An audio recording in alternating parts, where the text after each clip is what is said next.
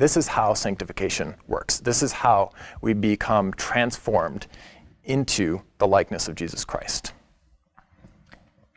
By obeying, and then by the power of God coming alongside those steps of obedience and enabling what needs to happen. I want to tell a quick story from the Gospel of Mark that illustrates this point very well, I think. We've probably all heard of the story of blind Bartimaeus. He's a man, blind man, he's a beggar. He lives outside of Jericho, and he's begging. And Jesus comes, and Jesus is walking out of Jericho. He's walking through the gate, and he has a crowd following him. And Bartimaeus hears that Jesus is coming. And so he cries out for Jesus to have mercy on him. And the crowd tries to hush him up, but he cries out again for Jesus to have mercy on him. And then Jesus stops, and he calls Bartimaeus to him. And it says in the story here about Bartimaeus, and throwing off his cloak, he sprang up and came to Jesus.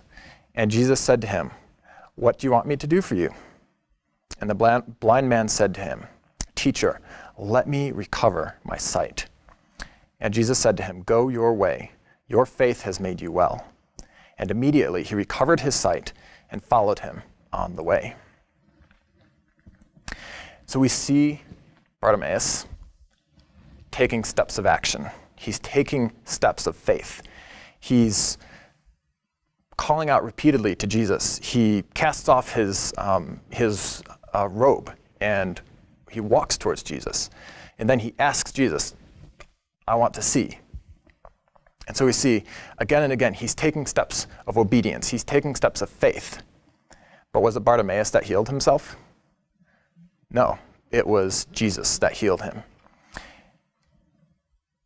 And we see in this story that meshing of those two things. Bartimaeus obeys. He acts in faith. But Jesus is the one who does the work that needs to be done.